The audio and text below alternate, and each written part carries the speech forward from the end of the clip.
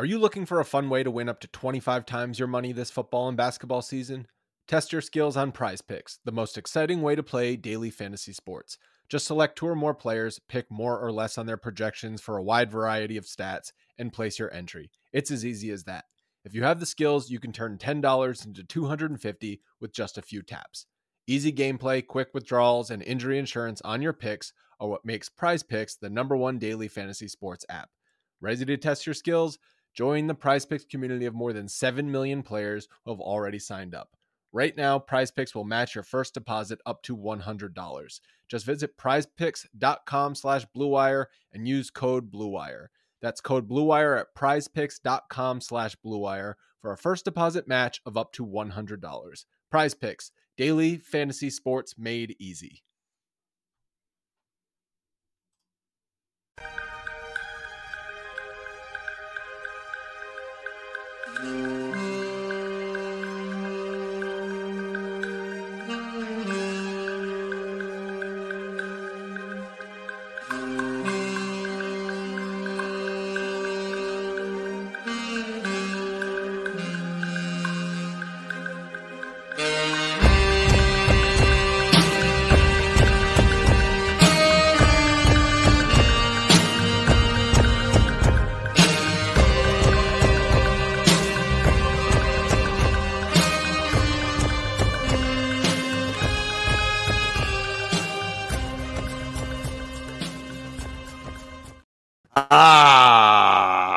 We're back.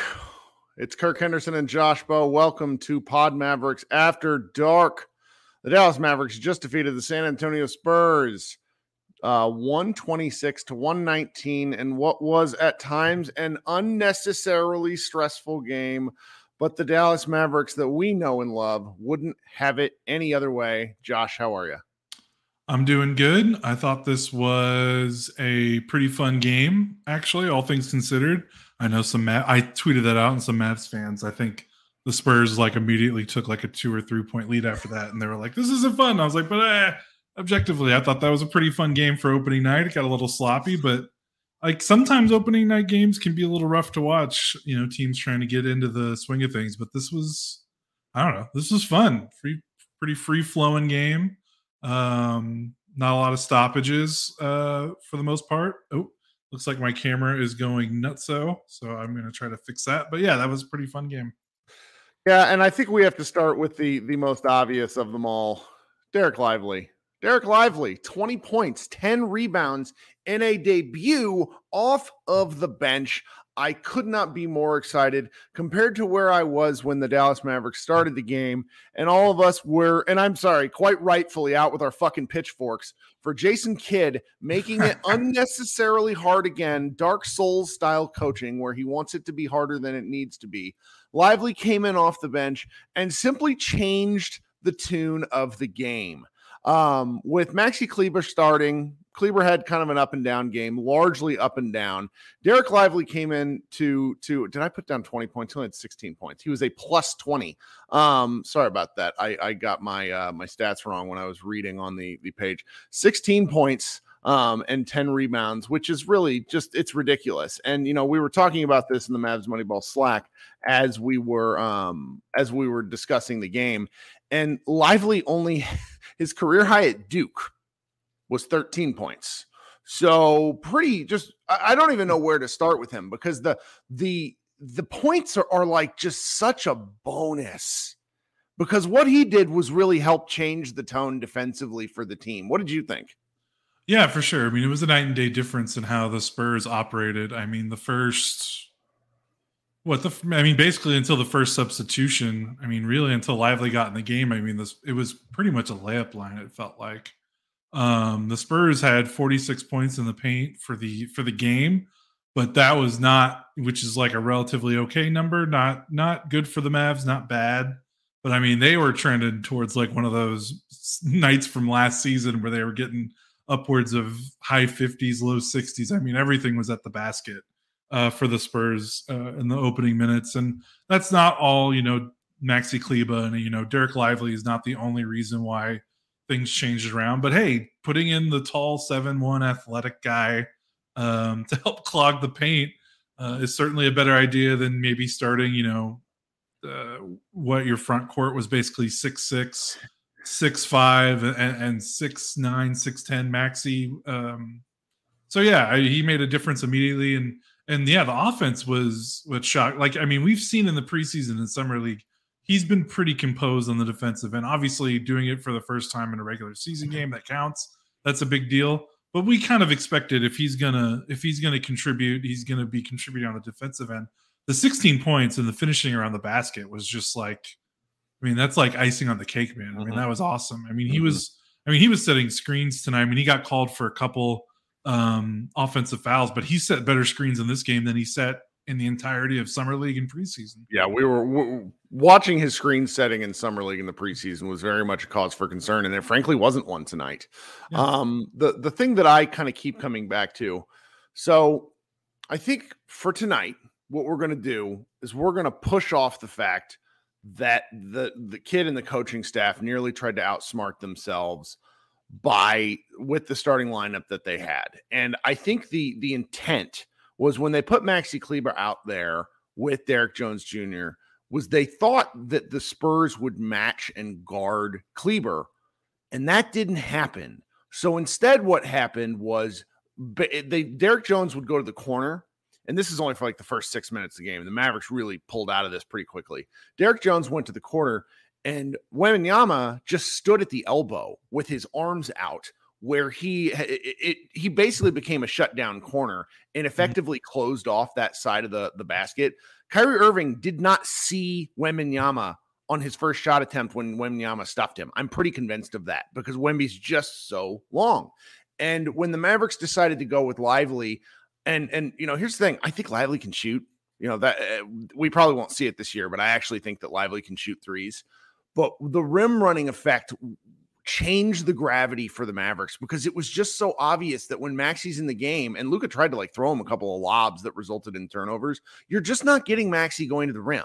It's a different set. I wonder if Maxi and Lively can maybe play together at certain points. But it was, of course they did in this game. They did. Yeah. And I'm curious to see if that'll maybe rejuvenate Maxi a little bit, but asking Maxi to play 5 at this day and age with the way he looks is simply a non-starter for me. And I hope the Mavericks either don't do it again or do it only in specific lineups that they're very happy with it. That said, the Mavericks pulled out of it after they gave up a whopping 43 points in the first quarter. The Spurs scored 119, so they scored over a third of their points in the first quarter alone. And that was the only reason the Mavericks were in the game. And I know people were kind of sick of Hardaway shooting, and I get it. Hardaway drives me crazy too. Hardaway was on fire. He had 12 points in the first quarter. He's kind of the only reason the Mavericks were hanging around yep. Because Luka was on the board. Kyrie just didn't have it going at that point in time. And it was just nice to see the Mavericks slowly chip away because that game, and really, guys, this is a dark stat that I just kind of been touting amongst friends. I didn't tweet it. Jason Kidd is 1-6 in opening season games. Greg Popovich, and that was before tonight. Greg Popovich is 23-3. Trends happen for a reason. And this was almost one where the Mavericks outsmarted themselves, but by starting Lively in the third quarter, they reestablished the game. By the 8-minute mark, it was tied. It was a really fun back and forth effort. I think the Spurs benefited from some really interesting scoring performances. Sohan, for example, hitting a pair of threes was really just baffling to me. But I just, in terms of positive things to come away from with this game, there are a lot. And obviously you start with Lively. Where do you think we go after that? What's something else that you were really just sort of locked in on with this game? Well, I think the big difference between the starting lineup and then how the team played basically after that, because they did not go back to that lineup once they abandoned it in the first quarter, is with the starting lineup. The formula with the Mavericks, it's not hard. We've seen it for 4 years. It's Luka plus shooting plus rim runner. Mm-hmm. And I know people will want to tout that Lively is the missing piece of that vertical spacing element, but I'm sorry, Dwight Powell's been one of the best rim runners in the NBA for the last 4 years, and we've seen this team look really, really good with Dwight Powell as that rim runner, surrounded by shooting, surrounded by Luka. And when you look at that starting lineup, it was they didn't have the vertical spacing because Maxey is pick and popping, And then they just had Derrick Jones Jr. kind of staying in the corner, and he wasn't really setting screens. So you really, with Luka, you really need that vertical spacing, that rim runner to kind of unlock things. And when they went to Lively, it just kind of felt like, I don't mean this in like a bad or good, it felt like the good old Mavs were back, like the good Mavs that we've seen since Luka's been drafted. They were a good team in 2020. They're a good team in 2021. They're a good team in 2022. Despite maybe some of the playoff shenanigans in Luka's second and third season, like they still had good regular seasons. Like that's the formula. It's Luka shooting, rim running. And once they got away from that starting lineup, they kind of just stuck to that formula. And for the most part, they looked good. I mean, when you think about how badly they got outscored to start the game, I mean, I think they were down something like 11 in the first quarter before they kind of abandoned that starting lineup to win the game by 7 points. They basically, they outscored the Spurs from basically that middle point of the first quarter to the end of the game. And they won every quarter. They won the second, they won the third, and they won the fourth quarters. Like this would have been probably a casual Mavericks win if they just started the game, doing what they're good at and doing what they're supposed to be doing. But, hey, it's the first game of the season. They're going to experiment. That's kind of what it is. So that's like, the form, like it just kind of clicked and like everything felt like it fit after that first, opening 6 or 7 minutes. There's still issues like, the off-ball defense isn't great. Luka kind of got beat backdoor a couple times, and Tim Hardaway Jr., despite that amazing first quarter and first half, the rest of the game. Yeah, but the beauty of this Mavericks team compared to the team of last season is they finally have options. Like, yeah, Derrick Jones Jr. stunk up the joint in his 11 minutes, but guess what? He only had to play 11 minutes because they could go to Josh or they could go give Dante Exum a couple minutes. That the depth, really paid off in this game. I think I know not a lot of guys played in terms of who we thought. Like Seth didn't really play, Dwight Powell didn't play, Omex Prosper didn't play, Rashawn Holmes didn't play, Jaden Hardy didn't play. But the fact that they didn't need those guys to win, I think says something, because that means there's further tinkering that they can do down the road or more cards to play. So I kind of, I think this is about as solid as a debut game as you can have, considering all the new faces, considering the preseason, they didn't have a lot of time to gel because Luka and Kyrie were out. So I thought that was pretty promising, the way they were kind of able to figure it out mid-game. That's always nice to see. Well, I want to talk about Luka Doncic, but before we talk about Luka Doncic, I want to ask something of the folks who are here on the live show. If you could go down there and like the stream for us. I am still learning about YouTube.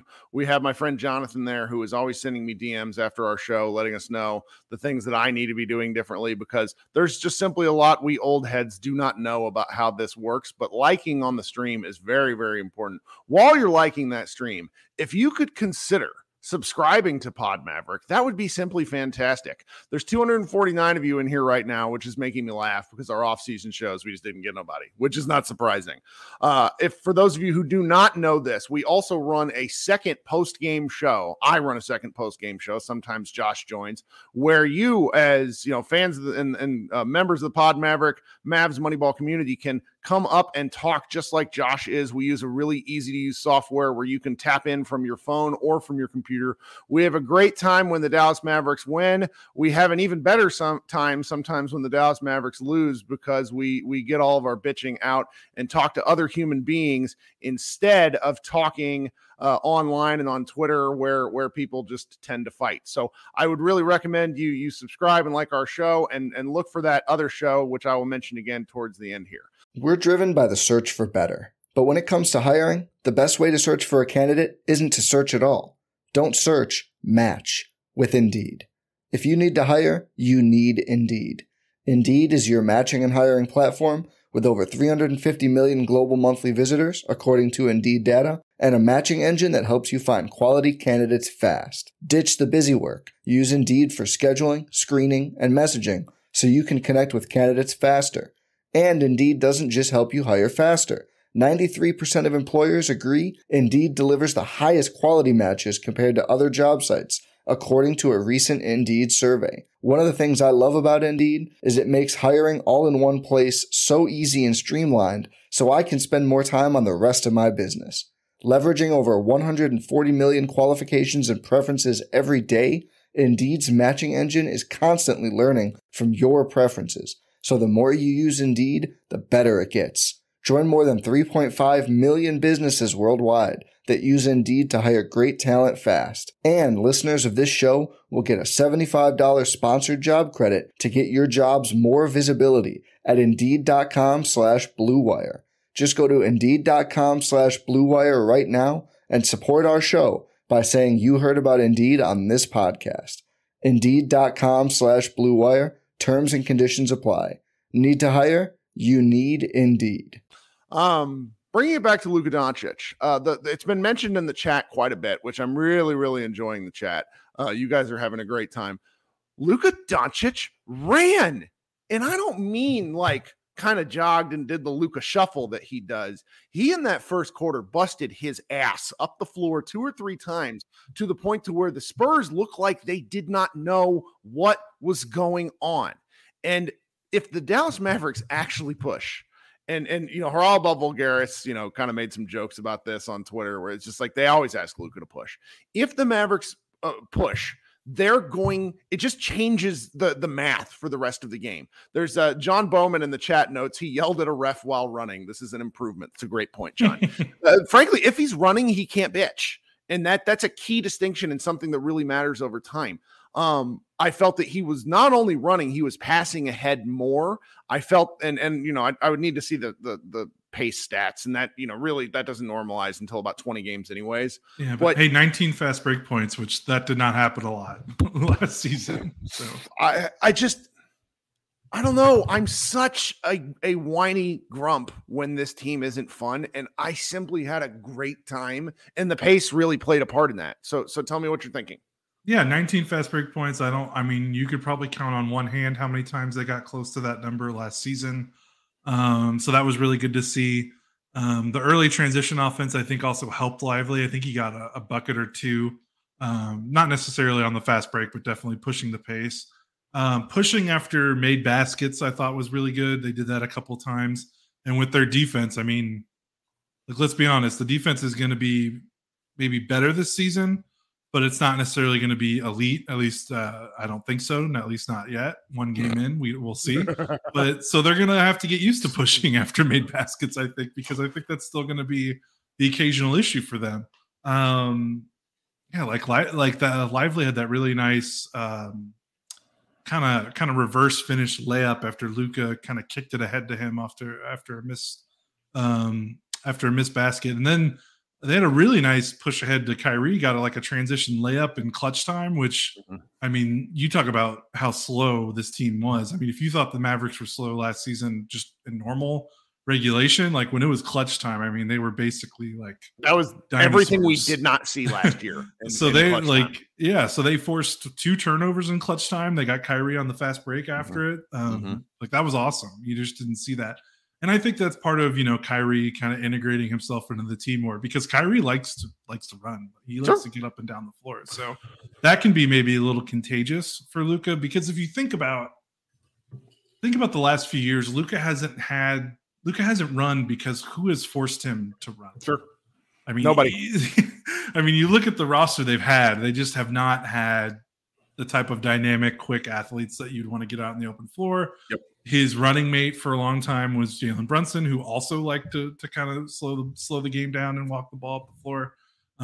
So I think with Kyrie, with Lively, with some more athletes, with Grant Williams, with some more youth, I think they're going to force, because I don't think Luka doesn't want to run. I think he's more like, what's the most optimal scenario for us to score right now? Yeah. And I think he understood the last few seasons. It's like, we got to grind it in half court games because we don't have the horses to run. Now they have some more horses, and I think Luka is going to take advantage of that a bit more, at least, for one game. We'll see what it looks like, but at least for one game, it looked pretty nice. Well, and so for those who have followed us for several years now, we try to keep our shows, particularly our post-game shows, within about 30 minutes. And we're 17 minutes into a particular show right now. And we've not mentioned the Dallas Mavericks, ostensibly second best player very often in Kyrie Irving. And Kyrie, I think probably this would qualify as one of his most frustrating games 36 minutes, 10 of 24 shooting for 22 points. However, he also closed the door on the Spurs. Yep. Anybody that says Luka Doncic and Kyrie Irving cannot play together simply don't know what the fuck they're talking about. I know I swear too much. I'm sorry, but it's an emphasis that needs to be said, because a pair of offensive savants are going to figure out a way. Kyrie had a struggle bus of a shooting night. That's going to happen. He's 30 years old. He's not, the 22-year-old wonder kid that he once was, but you could see in the shots that he was taking, his game is just so freaking gorgeous to watch. And there are going to be nights where he and Luka simply pour it on. It was nice that Luka was able to come through, but one of the things that I felt was very interesting was the minutes distribution for both he and Luka. I would need to see kind of the heat map. Nick Angstad did something like that a couple weeks ago, where he showed like how different superstars display their minutes, but it felt like Luka played a little bit in every quarter. And I think that just changed the way the game felt for me. They didn't get quite to where I've been sort of begging them, where Kyrie runs the offense in the first quarter and Luka's the hammer in the fourth. But there were signs, and they look different. I'm not saying this correctly, but because I'm having a hard time coming up with how to explain it. But the offensive game felt more fluid, and I felt like the ball popped a little more, and I felt like they left a whole lot of meat on the bone, all the same. Oh yeah, that's for sure. I'm actually surprised you thought, because I kind of felt like, at least the way they played, outside of the fact that they were getting in transition a little bit more, I thought half court wise they kind of looked the same as they did last year in terms of like Kyrie and Luka working together. I don't think I saw Luka set a screen for Kyrie tonight. Of course, correct me if I'm wrong. We don't have access to second spectrum data like some of our fancy friends, so they could correct me there. I did see Kyrie screen for Luka in the fourth quarter, but it was purely one of those, I'm doing this to create a mismatch. Like I'm not rolling, I'm not popping, I'm just bulldozing my guy into your guy so that they can force the switch, and then you're going to isolate and go to work. But the thing is, so that didn't happen as much. There wasn't as much maybe new creativity between those two as I think myself and other fans, spectators, media people would hope. But as I said, I wrote in my piece this morning, because I wrote about Kyrie and Luka, they don't even need to do that to be great, because they didn't do that last season, and they were basically the best offense in the NBA when those two were on the floor. So they still have time to figure it out. They can still wait and maybe bust it out in more high leverage situations. But the baseline is those two on the floor equals good offense. And the Mavericks had a great offense tonight. And yeah, we can maybe nitpick about, Luka's not setting screens for Kyrie, and these guys aren't maybe moving off each other as well as we want. But at the end of the day, I saw Luka run a high screen roll with Dereck Lively in the fourth in a crunch time situation, and Kyrie got a wide open corner three that he made, and it's like, that's it. That's the game, right? Like the way that they can make the game easy for each other. Sometimes it's not always going to be fancy actions that we want to see. Sometimes it's just, hey, Kyrie's an amazing spot up shooter. Him being in the corner just opens up a lot, and Lively being a threat opens up a lot. And basketball can be really simple when you've got threats on other spots of the floor, which I think was also a pretty big key for tonight. What did you think of Grant Williams' game? Because I like it was the kind of an idealized version of a Grant Williams game for me, where I went through the full gambit of emotions with every single thing that he did, where in the first quarter, and he got burned by Spurs going to the basket, I was like ready to eject him into outer space. But then, of course, I think he alone was responsible for drawing at least 2, possibly 3 of Victor Wembanyama's fouls. He connected on some absolutely huge 3-pointers. He's going to be a fun and challenging player to root for, I think, during his time with the Mavericks. Yeah. This game was, I think, perfect for what we've been talking about this all summer, about how I think some people need to rein in their expectations a little in terms of what type of, not necessarily the production, but just the type of player that Grant Williams is. Mm-hmm. Like I said, he is much closer to Dorian and Reggie Bullock in terms of an offensive player than I think a lot of folks maybe wanted to admit because they were caught up in the excitement of just this new acquisition. But also having a younger, more athletic, better shooting version of Grant, a more athletic, younger, better shooting version of Dorian and Reggie is a pretty good fit for this Mavericks offense. He was 4 of 8 from 3, 17 points. He was 6 of 11 overall from the field.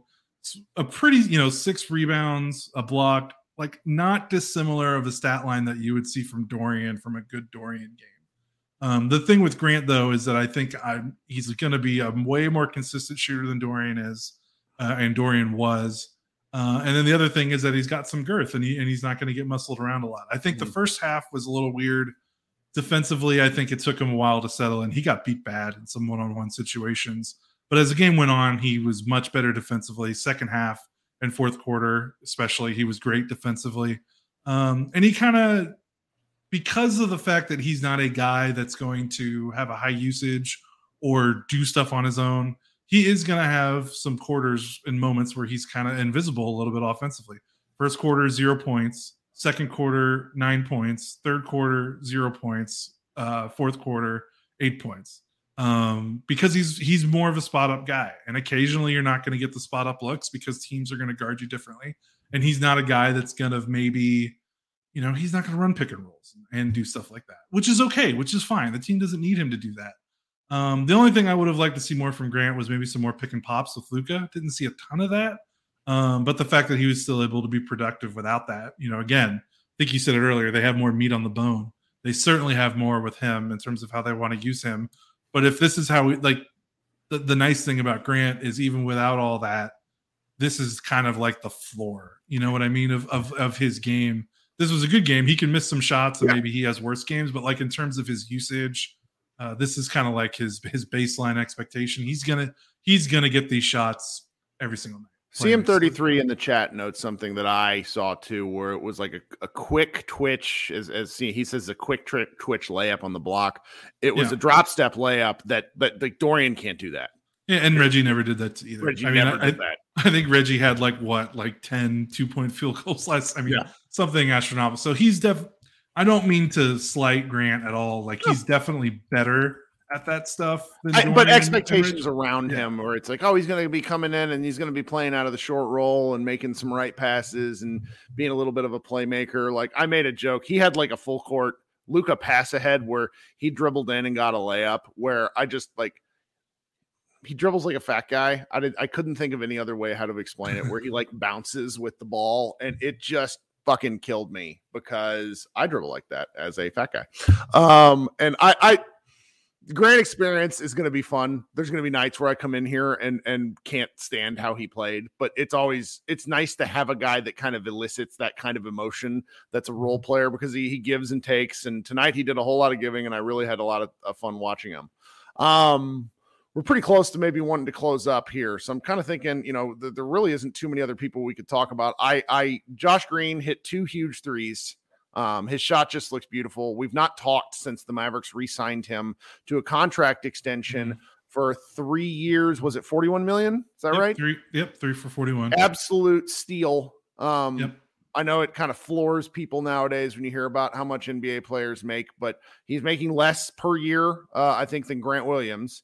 Yep. And he still has a lot of growth he could do. There's going to be nights where he's not great, but I think he's going to work his way into the starting lineup for a significant number of games, and we're going to be pleased with how he plays. Somebody in the chat said his defense was pretty bad tonight, and I honestly didn't see it, but that doesn't mean I'm right. I just, it's one of those things where it's part of.